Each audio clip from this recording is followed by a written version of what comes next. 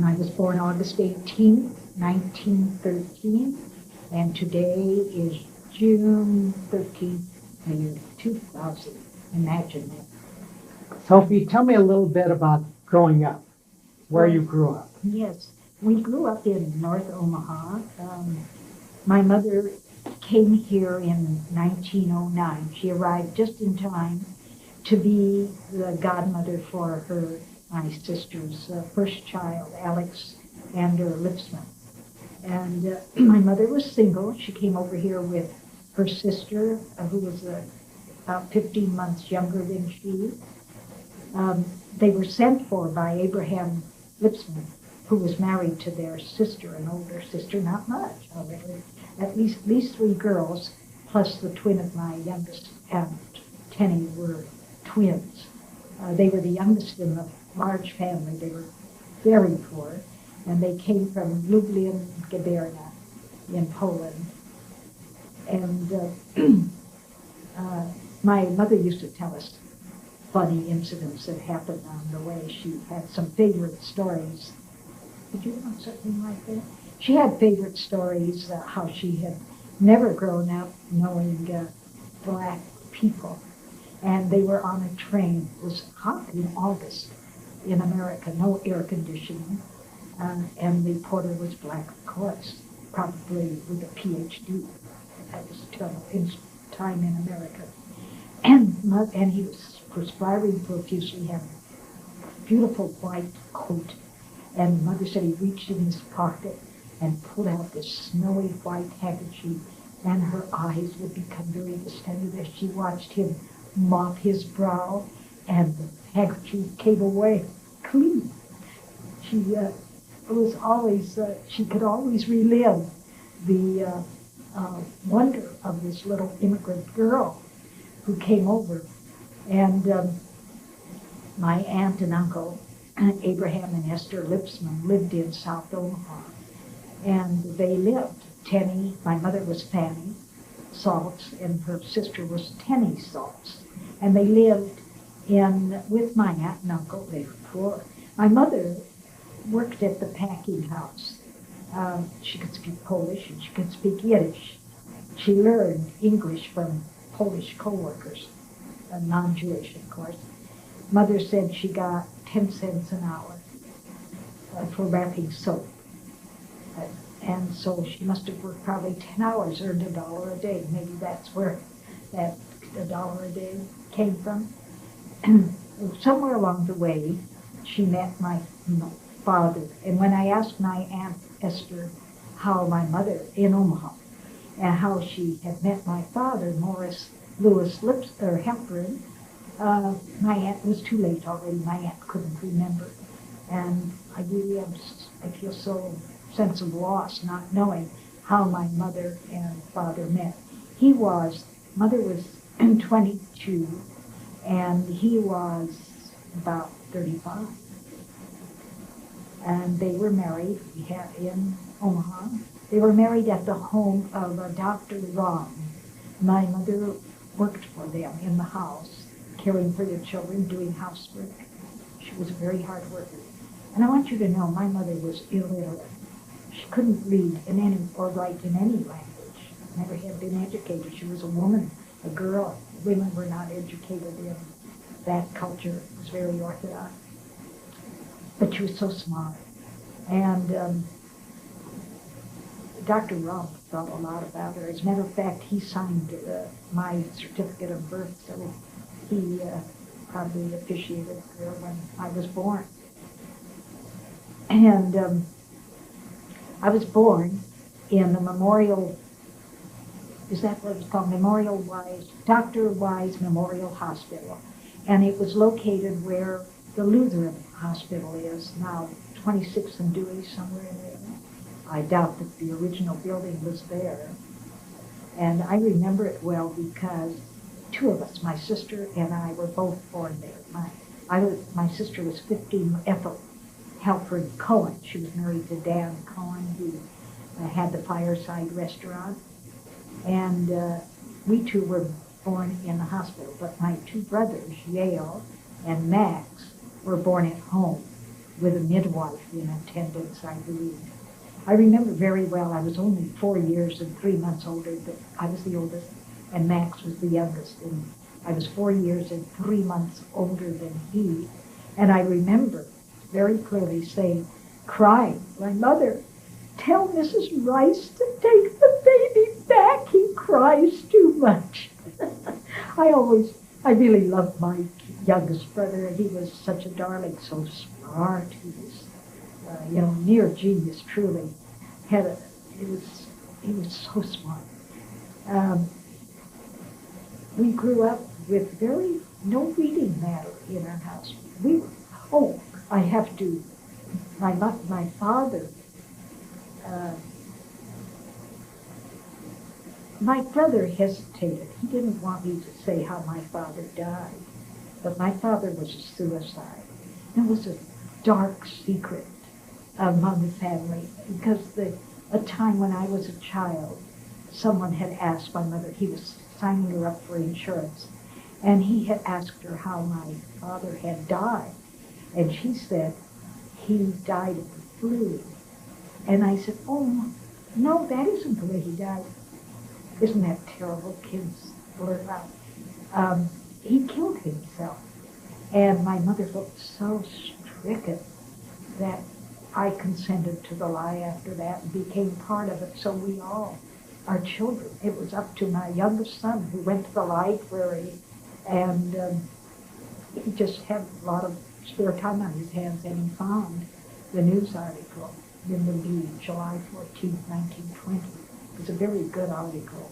I went after that, got copies of the newspaper, and passed it out among all the grandchildren. They all wanted to know they were grown and could handle it. And so my mother was left at the age of 30 with 4 virtual babies. I was not quite 7. At what age? She was 30, and I was not quite 7, and my youngest brother was 2, little children. And she had that responsibility. I think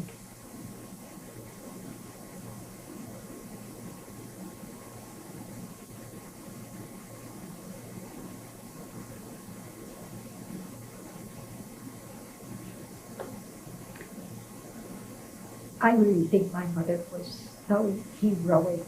There was no ADC, nothing like that. She worked so hard, and she couldn't read.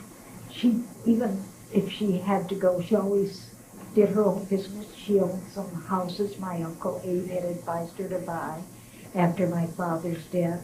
We lived, when he died, we lived at 2412 Corby.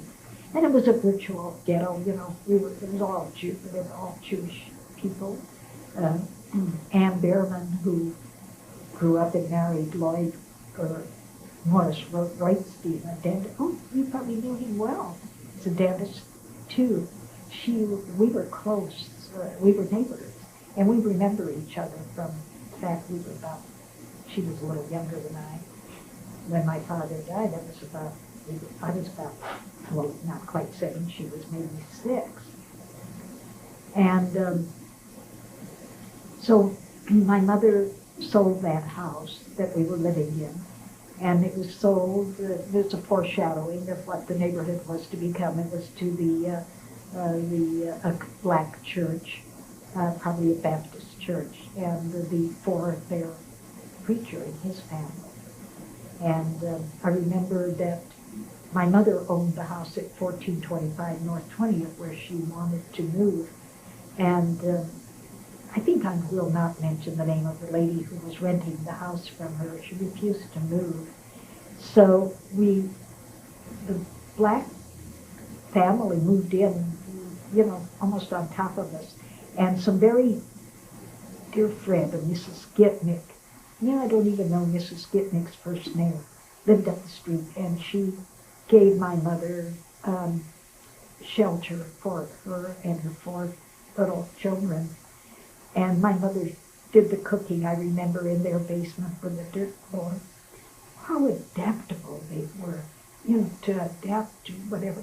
until her house would become vacated by this lady whose daughter I knew very well and who I liked extremely well, and I respected her. But I always remembered that her mother would not, maybe it was hard for her too. I don't think she was a widow. My mother was a widow, and in those days, I don't know how she did it, but we moved there to 1425 North 20th, another Jewish ghetto. And we were across the street from Rosenthal, I think their name was. I remember the wife was Bess, and I think maybe her husband was Jake Rosenthal. They had a grocery store. And up the street, just a few doors, was their competitor, Slobodinsky grocery store. And that's where we shopped. And we played on those streets with the children of the people who lived there. We didn't have toys or anything, but, you know, I remember our childhood, aside from the trauma of my father's death, my mother really provided a happy home for us. We never knew if there wasn't enough money for food or something. She was a wonderful cook and a wonderful mother. And then I remember when my mother bobbed her hair in 1924, my mother had long, lustrous black hair. It's just beautiful. And she went to a barber in 1924. Bobbed hair was in style then, Flappers days. She just wanted to get rid of that hair, and he just whacked it off, and I cried. Didn't want her to bob her hair. But that's just a little incident that I remember. We moved to South Omaha in 1924. My mother, on my uncle's advice, had bought this storefront building. It had 9 rooms up above. I think it had been and it was located at 4824 South 25th, between 25th and M and N. Not a savory neighborhood at all. Not even a Jewish ghetto until a level further on. Around the corner, I'm sure there were houses of prostitution or whatever. We were totally unaware of that as we grew up, very protected, like, you know, in a cocoon. We just grew up, we were protected, decent Jewish kids. My mother was just wonderful. So we moved there in 1924, and we went to South Central School, which was on 25th and L, just a block and a half up. And often my cousins would stop in at our house to have lunch rather than go home for lunch, because we all went home for lunch, you know, and came back to school. And then we all graduated from there. What did we do? My brothers, especially my brothers, had paper routes, and they had some terrible customers who didn't treat the kids well at all. And whatever little pittance they earned, it was all valuable. And what did we do for entertainment? Mr. Kastrick of South Omaha said, kids like to know where you shop. He stopped my brother and me cold, we said. We just didn't know about shopping. We never shopped. We never had money to shop. We went to the library. We soon found the library. We wanted so much to know how to read. We didn't have anything to read in our house. No books, no magazines, no daily paper. Nothing. Imagine that. But we found the library at 23rd and M, conveniently close to school, or home. You mentioned that you went to South Central. Was that grade school? Grade school. Where did you start grade school? Thank you. I started at Kellam when we lived on 1425 North 20th. Then we moved to 2412 Corby Street, where we went to Lothrop. And I remember that at Christmas, and we were, you know, we had 2 immigrant parents. They weren't Americanized yet. And I remember when we went back to school after Christmas, my sister comes home loaded with toys from school. And it seems that they had asked her, you know, what little child had not received presents at Christmas? And her little skinny arm went up, and she got all these presents. I was so jealous, I remember. Of course, we didn't celebrate Christmas ever. And I was in the second grade there, in the annexes. They had annexes at that time. I was such a little nebbish of a kid. Do you remember any of your classmates from back then? Yeah, I do. I remember from Kellum, not Luther. I think I was too little. But Kellum, I went there until 6th grade or 5th grade. So there was Ethel Stoller Grossman. I remember her, and Lena Gilman. And I remember once there was a Jewish boy. His name was Sam Kaplan. Now, there are a lot of Sam Kaplans, and I don't think I ever met the grown-ups, that grown-up Sam Kaplan. It was terrible. I remember this principal. His name was Gepson, and he was a mashik. Is that the right word? I mean, he was... What? Yeah, maybe that. And he brought this Sam Kaplan, who had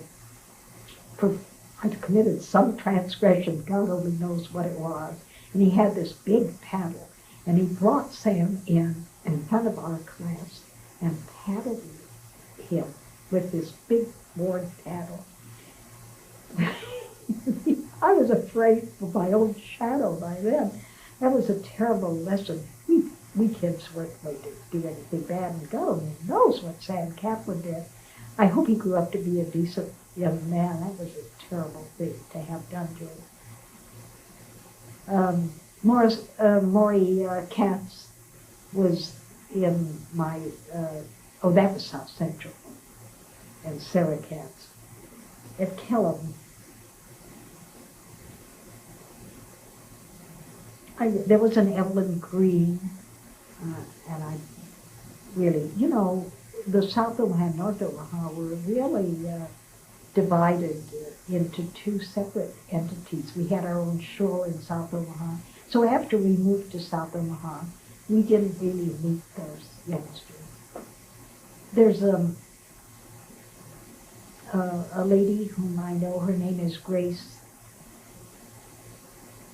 Plotkin, and she was a scholar, I think, when I knew her. And I do remember her, and she remembers me. I don't really remember very many from Kellum. And when we moved to South Omaha, of course there were lots. There were the Katz family, Sarah Katz and Maury Katz. Sarah Katz married Harry, you'll remember the name, and I know Maury. too. Sarah Katz married... Bush was her brother. What? Zalkin. Zalkin, thank you. Eli Zalkin. Eli Zalkin.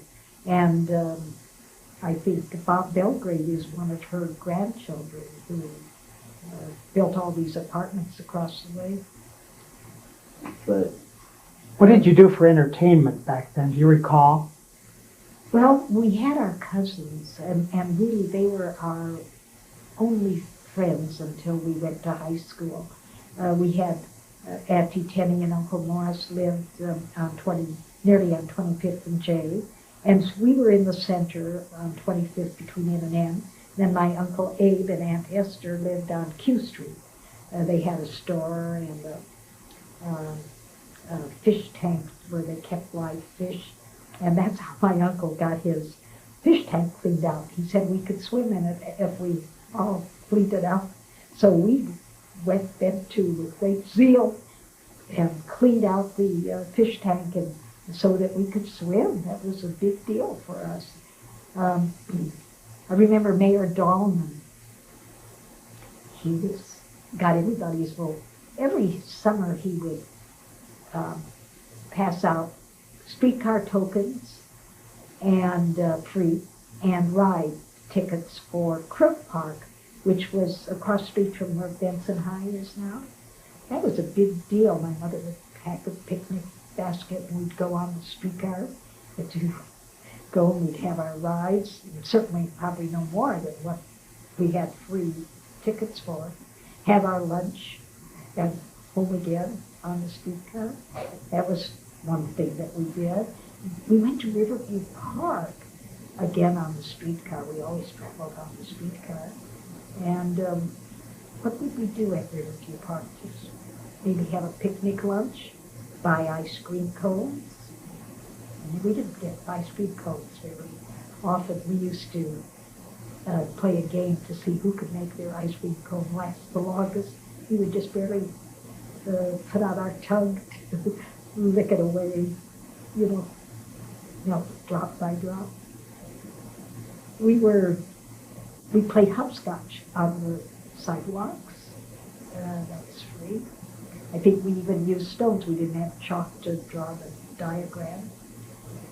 We went to the library. That was wonderful. I remember sitting outside at 1425 North 20th reading a True Story magazine. Now, I want you to know, True Story, an 8-year-old kid should not have been reading. Not that it was bad, but it did not have a good reputation. Certainly not approved reading for an 8-year-old.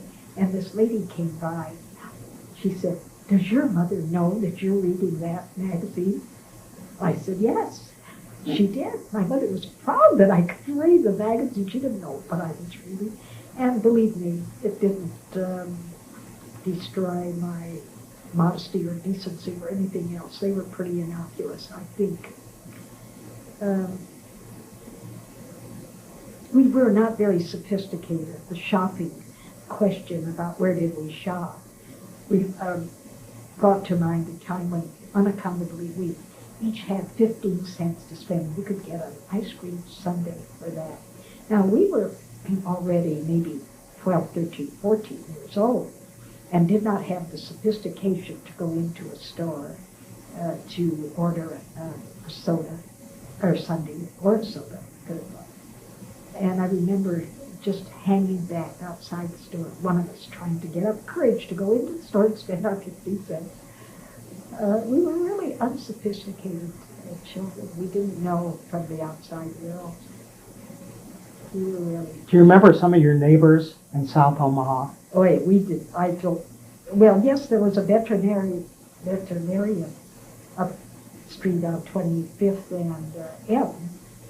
And I used to stop and talk with him a lot, I remember. He had he was a good veterinary.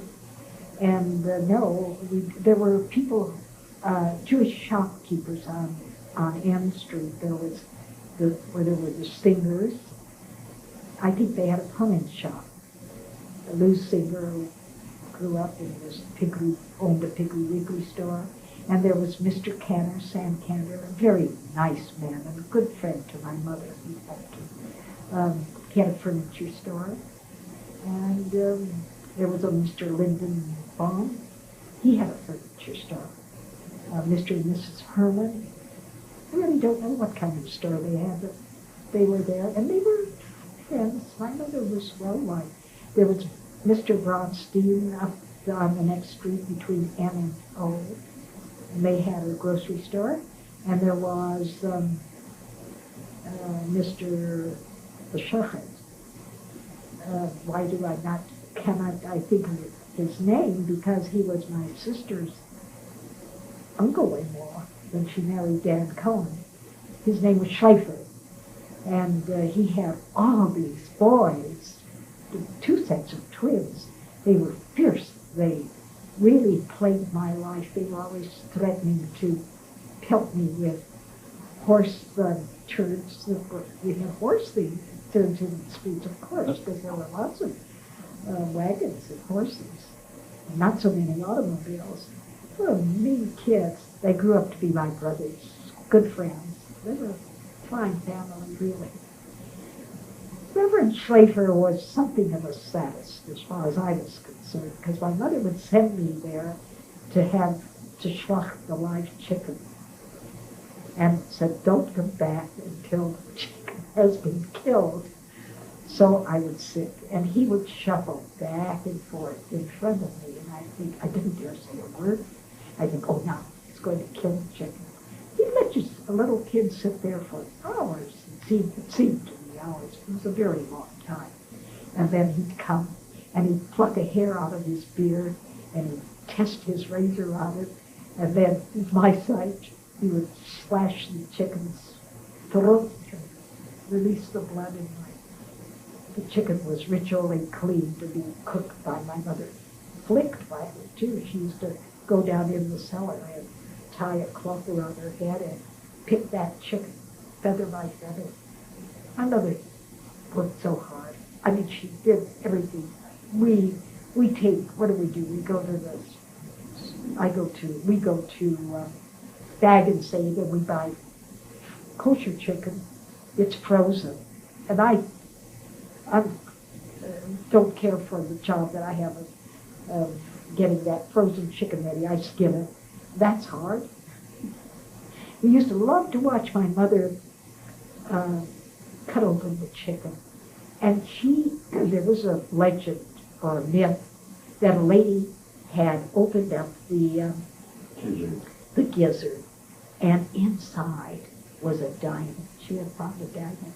So always her 4 little kids around this round table where she had the paper spread, and she would open the gizzard and go through the whatever was in there to see if there would be a diamond. We all never gave up hope or believing that a diamond would be in the gizzard. We never found a diamond in the gizzard. And I remember when my mother would make blintzes with 4 little kids. I don't know how she had the patience. We're surrounded her as she'd make the little crepes, to wrap the cottage cheese in. And we'd always hope that there would be one that would get torn so we could eat it before it became a blitz.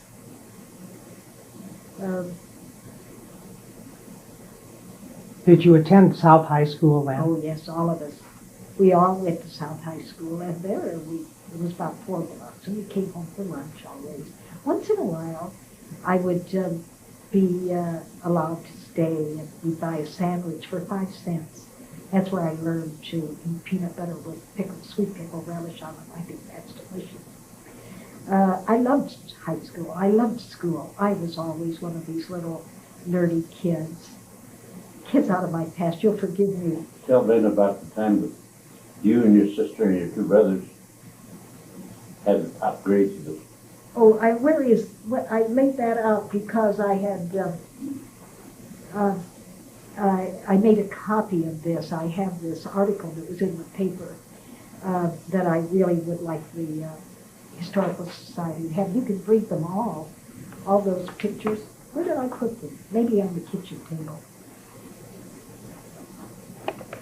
Well, because we did attain high grades. So this article that Harry has gone to fetch for you, I laid it out for you, and I don't remember where I put it. Told about the widow with 4 children who attained top grades. Can you turn that? Give me the same. Oh, we were all very good students, and we were model students too. We behaved ourselves because we had a mother who thought we were so wonderful. We didn't have to do anything to achieve a good self-image. We had a good one. We came there with a good one because of that lovely mother of ours. I really loved school, and I loved English. But I knew that I would not go to college. I hoped that something would happen, that I would get to go to college, but I realistically took a commercial course. We were given very good educations in high school in a commercial course. You mentioned again that you 4 were at the Honor Society. You could go on and to get a job after you had graduated from high school. And jobs weren't so easy to get because now we have arrived at the Great Depression. And during that time, we didn't really realize how poor we were. Everyone was poor. We were all had knots. And so everyone lived modestly, simply. We didn't have an automobile, but not a lot of people didn't have automobiles in those days. I'm sure it was very hard for my mother, but she lived in this building which she had purchased in 1924, and there were 9 housekeeping rooms upstairs which she rented to men who probably, and they were decent men. They worked at the packing house. They were of different ethnic groups like Greek, Italian. I remember Yale, my brother Yale was a talented mimic, and he could mimic them. I would just roll on the floor and would laugh so hard because he could still do it. But I'm the only one who will say, do that one of, later on, I'm not going to go ahead. He used to do one of the aunt of my first husband, who was Liebelea Katz. Her husband, Ethel Katz Levinson Edgar and Kitty Frank. They were Katz girls, and they were my first husband's first cousin. So their mother had a wonderful Jewish accent when she spoke English, right? That she was so funny, and he was funny too. So to get us out of the Depression, we all graduated from South High, and we made good records, and then we all got jobs, whatever jobs we could get. I worked for Morris and Jake Rossoff. They owned the Public Meat Company, and they sold meat wholesale, and they had a retail division in the Hinky Dinky store on 16th Street between Dodge and Douglas on the east side of the street. And that was managed by Jack Newberg. Do any of these names, they were very much in the history of Omaha, Jewish. Jack Newberg was a very nice man because I got fired from, they also had, Morris and Jake Rossoff also had the retail meat division at Cofeld's, which was right around the corner on Douglas Street between 16th and 50th. Sam Cohen and Roy Feltman were the owners of that store, Cofeld. It was a combination of their names, Cohen and Feltman. And I got fired from my cashier job. Oh, that was so boring. And do you know that I gained 40 pounds that year that I worked there as a cashier? Because that job was very important. Where was I going to get another one? I was a trained secretary. I was really a well-trained secretary. I had good skills. But who could afford to hire a secretary or stenographer even?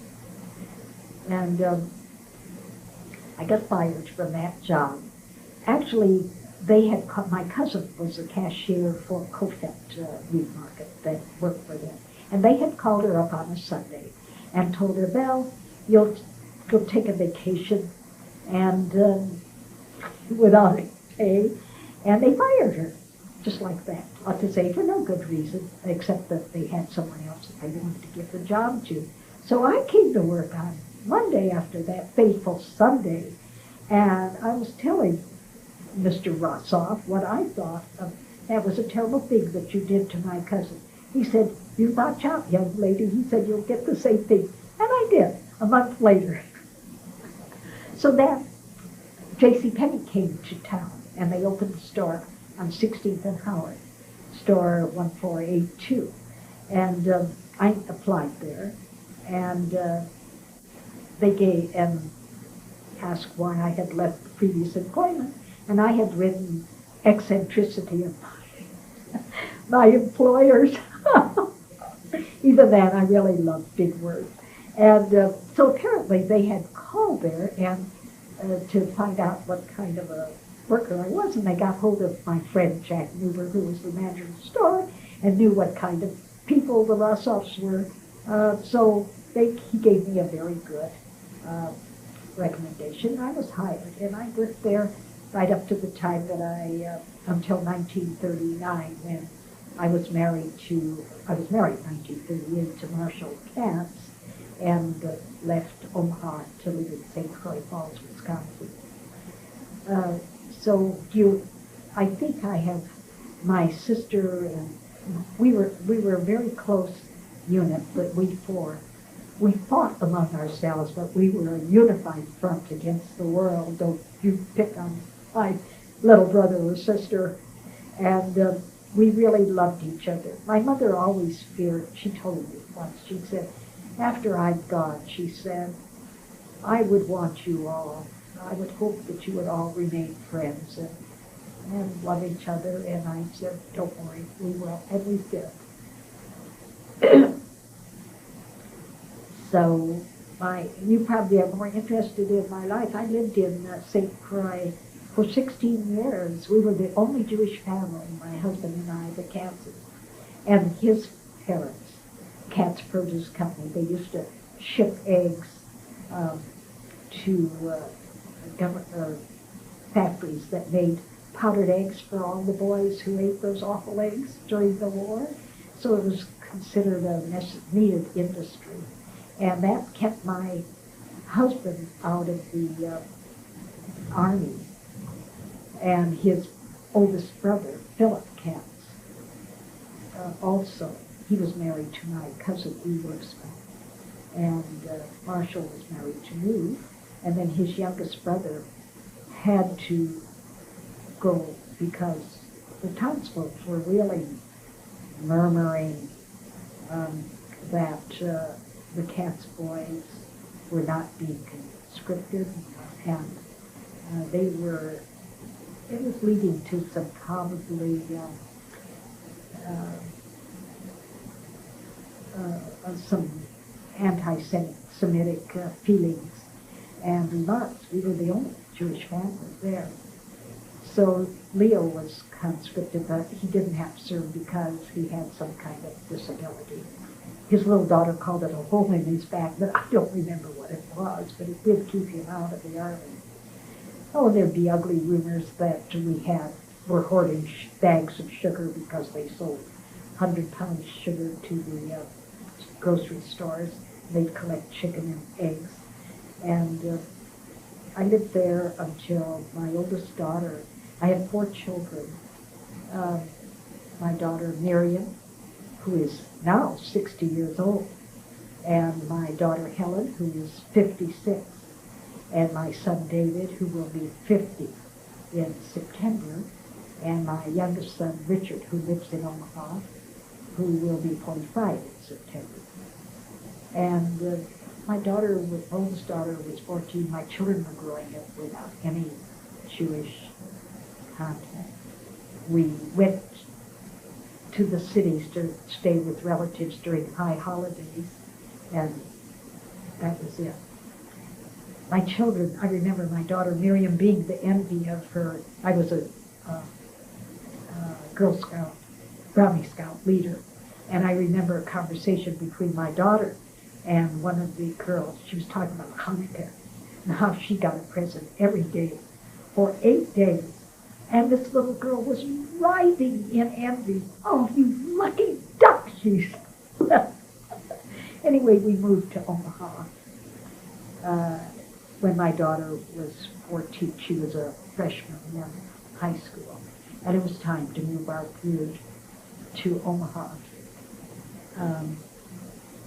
Business really couldn't support all the Katz boys, either, and their families who were growing up.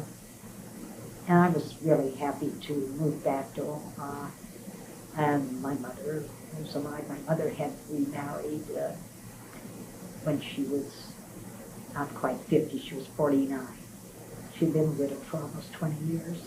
And she married Harold Cooperman's father, Harry Cooperman, who was a very Orthodox Jew, very firm.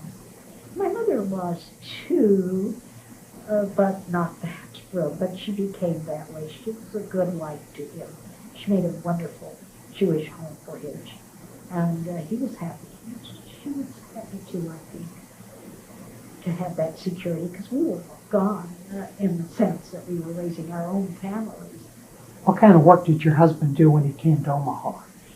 Oh, thank you. He worked for, since he had been in the produce business and was understood that. He used to drive the trucks and candled eggs, and they, and it was, they sold. They had their own, what do you call those big trucks, diesels, where they shipped eggs by the semi-truckload to shippers in Manawha, Wisconsin, and Chicago. They were on as well. And he worked for my cousin, Harvey Lipsman, and Oscar Diamond. They were in the produce business, Northside Produce, and Oscar Diamond and my cousin Harvey Lipsman, who is 14 years younger than I am. I remember when he was born, and I ran to the hospital to see my aunt because it was rumored that he was the most beautiful of all of her 10 children. He was redheaded, and I went there, and they brought this scrawny little red wrinkled thing out, and I'm looking at it, and my aunt said, "You don't think he's very cute, do you, Sylvia?" And I said, Auntie. She never let me forget that. Turned out to be quite a cute little fellow, quite a nice gentleman, too. Do you know Harvey Lipsman? A fine guy. So my husband worked for him right up to the time that he retired when he was 65. Tell me about your children. Oh, that's hard to do. My children are all, it was difficult for I had 4 children. Miriam, who is 60, and I guess I told you that. Helen, who is 56, and David, who is nearly 50, and they were born in St. Croix Falls, Wisconsin. Richard was born here in Omaha, Nebraska. He and I are the only 2 native Omahans in the family. They all went to college, and we weren't really, my husband always worked for a living, and but they were good enough to have scholarships. Miriam is a nutritionist. She graduated from the University of Omaha, which later became the University of Nebraska at Omaha, and interned in Boston, Massachusetts at Beth Israel Hospital there. And that's where she learned about kashrut, because she didn't learn it at home, I'm sad to tell you. And she was a very good nutritionist. She came back to Omaha when she finished that, which was tantamount to a master's degree, and worked as a nutritionist. She changed the term and worked very hard to change it from dietitian to nutritionist, which is a better description of what she did. She worked for St. Joe Hospital, and all the while she went to college, she worked at the University of Nebraska Medical Campus as a dietetic aide. And she worked then, she left Omaha and went to New York, and she worked there for the New York University Medical campus, and she became the head nutritionist, the assistant food director, but she was the university trained nutritionist, and she was the head. They had about 31 dietitians on staff. She was the head of she did very well until she decided that doctors, the medical profession, did not accord enough respect to her profession, as indeed they did not. The doctors did not realize how important nutrition was. So she decided she wanted to be a doctor. By then, she was 38 years old, not married, and she quit her job, and she was such a good job. She was a highly paid, respected professional woman, and took all these pre-med courses to get her up to snuff. And in the meantime, she became interested in midwifery, and was going to be that. She kept getting diverted, and and finally she couldn't abide what she called Western medicine. She belongs to the group where they believed I'm not remembering my terms, but in an alternative medicine. And she's still in that kind of work. She is part of a group who are trying to establish a school where they train practitioners. And of course, Miriam is the nutritionist who is teaching nutrition. She's very good at what she does. She married briefly a fellow by the name Dwight Buffington, not Jewish. She was married about 4 years, and they were divorced, and she is not married now. My daughter Helen went to Stanford University for 2 years on a scholarship, and she decided she didn't know where she was going, and she wanted to drop out of college. And it was not easy for her because my children all worked while they were in college at jobs aside from their studies. And she came home and worked for about 2 years. As a matter of fact, she and I worked together. Well, I went back to work. Well, I'll get to that. She and I worked together for H.J. Grove and Company Real Estate. And it was then that I realized that I really have a very smart daughter. Gosh, it was fun working with her. She was so quick. And after 2 years, she really became hungry to get back to school. So she enrolled at University of Omaha still. It was still the University of Omaha. And graduated from there in 1968. And with a degree in history. And then she went back to California because she loved it there. And she's in advertising now. She's not married either. Helen Jean Katz, and she works for an advertising concern, a media company. She's she buys space for clients. She has to analyze the market and then decide where it's best to buy space for them on radio or TV and that.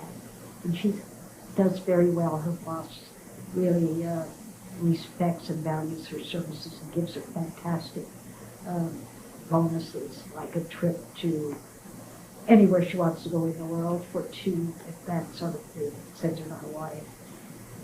And then David Jonathan went to the University of Chicago, and he taught school there. And then he decided he wanted to go to get a PhD in education administration. So he went to Stanford, and their doctoral program has all but dissertation. And he's a hot shot, hot dog, is that what they call them? He played baseball at the University of Chicago for all 4 years that he went there. And they don't have a good, strong athletic program, but it was great. He got along. His roommates, he'd come back and they'd say, David, how was baseball practice? And that sort of thing. David is now, he's the global, he says, you want to know what your son does, Mother? And he's always telling me, everybody's in computers, and he's the industry director of industry for 3Com. And he travels all over the world. I never know where David is. He's been all over the world for 3Com. He has a really interesting job, and he meets with governors and Al Gore in Washington, because it's his education, in education, that makes him valuable to the firm. He was a principal of a ghetto school in Palo Alto, California, for 2 years when he was 29. I enjoy David. He is married to a young woman whom I really love and respect. She's sharp. He met her at the University of Chicago. Her name is Ann Moses. Not Jewish. I thought she was when I heard her name, but she isn't. She isn't really Christian, as she told me once, either. So they had 3 boys, Jonathan, and their surname is hyphenated, Katz hyphen Moses. It was well related, Katz Moses.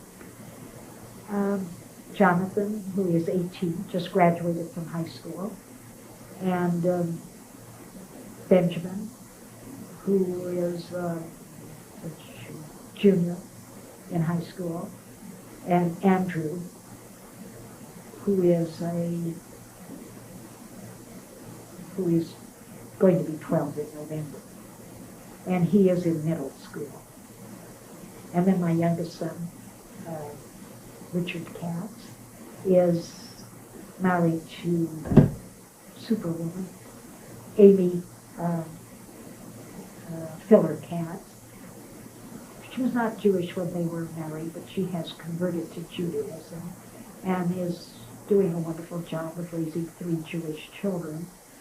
Alexander, who is 15 today, and Max, who will be 12. He's the same age as his cousin Andrew. They were both born November 1988.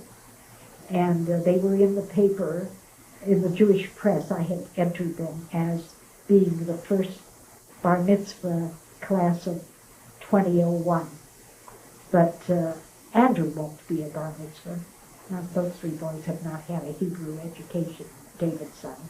But Richard's children have all had a Hebrew education, and Max will be indeed bar mitzvah of 2001 in November. And then they have my only granddaughter is Emily Ann. She's 7. She'll be 8 December 7th, Dog Day of American History. And they're wonderful children. I really enjoy them very much. I'm very grateful to that daughter-in-law who has chosen to be Jewish. And spiritually, she's really very Jewish. What else can I tell you? Tell me when you met Harry.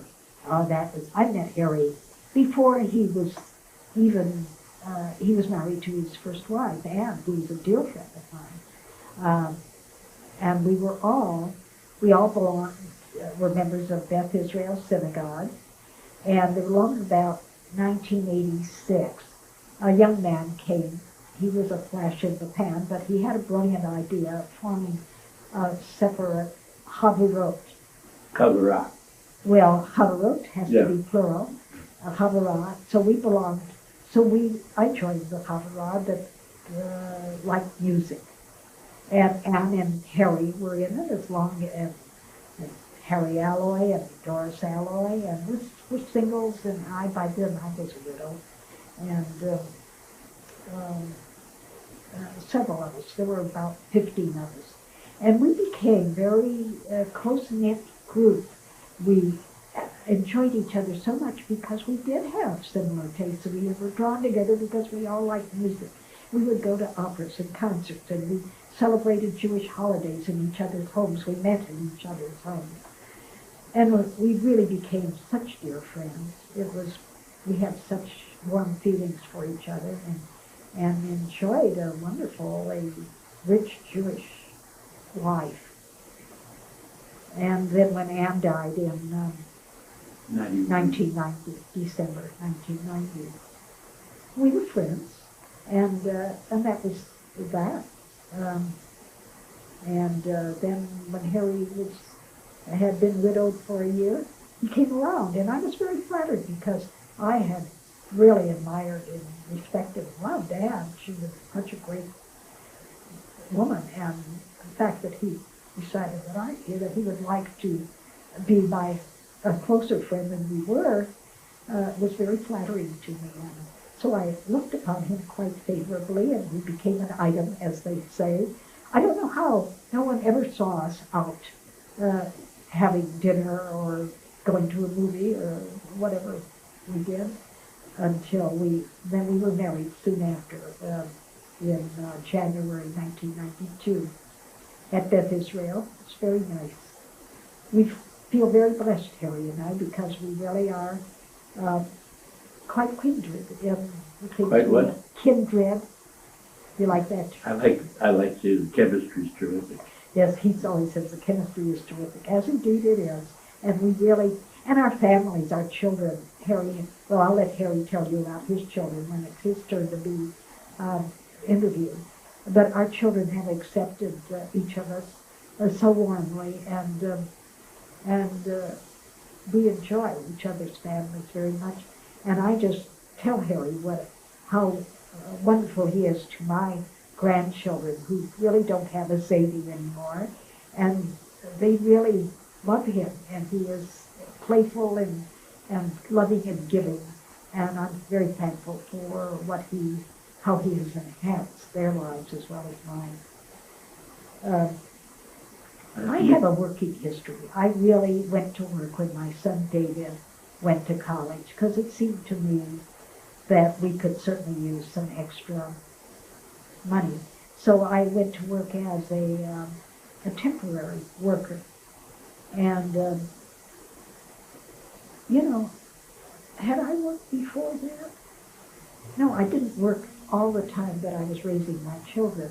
My youngest child was 13 when I dated Richard.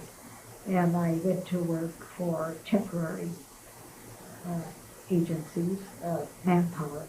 Then when University of Omaha merged with the University of Nebraska, it was known that they were hiring a lot of secretaries. So I applied there and became the secretary of the Department of Sociology. I really loved being on campus.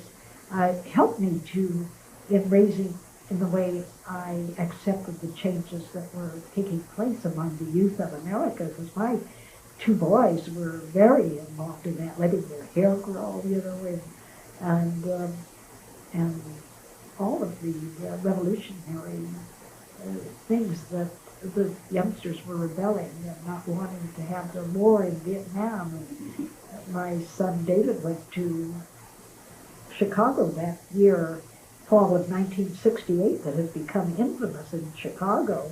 And he was one of the rebelling youngsters as well. Just wasn't caught. Several of those kids were expelled from college. And so being on campus, I really understood. Kids wore terrible clothes, patched clothes. My kids would come home from school and I'd say, well, can't we buy you something new? I remember I rebelled when my son Richard wanted me to put a red patch on his jeans. I said, I refuse. I'm not doing it. It was in his crotch. I said, you are not wearing those disreputable jeans anymore. It was a volatile time to be raising youngsters and to be a young man in America. It's quite nice to reflect back on your life and think of the tragedies, of course, but think of the good times and the good acquaintances, the good families. I think that I am so lucky to have been born in 1913, which is very early in the 20th century. And it has to be the most exciting century from the standpoint of all the things that has occurred, some of the most terrible. The Holocaust was certainly among the most terrible, and we're still having terrible almost Holocaust going on. But all of I always, like I said, I feel like I came from driving an ox cart to putting a man on the moon, all these changes, and we've had this computer revolution. I see it as a revolution because it has changed the world.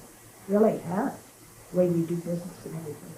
Yes, I think it's been exciting to be alive during that time, and I'm very grateful that I'm going to be 87 in August, that I have been allowed to live this long and to continue to see what is happening. Without putting you on a spot, in a sentence, what message would you like to leave for your children and your grandchildren?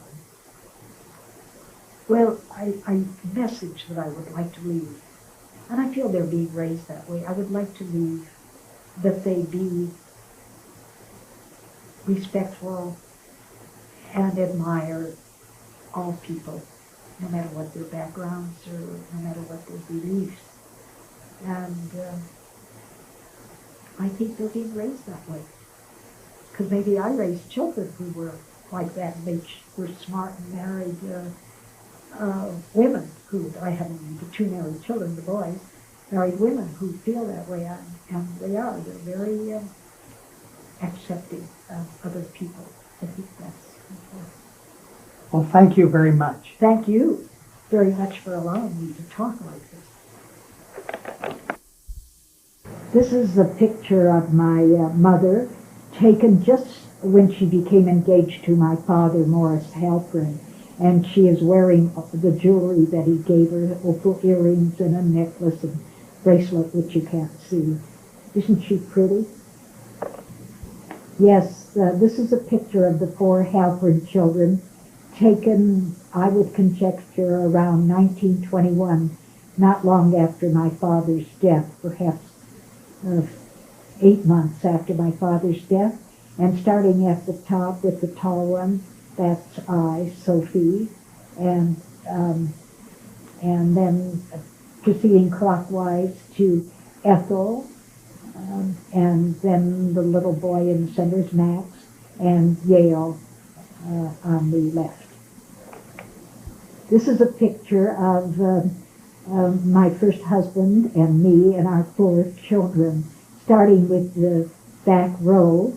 At the left, that's Miriam, my oldest, and Richard, my youngest, and then David and Helen.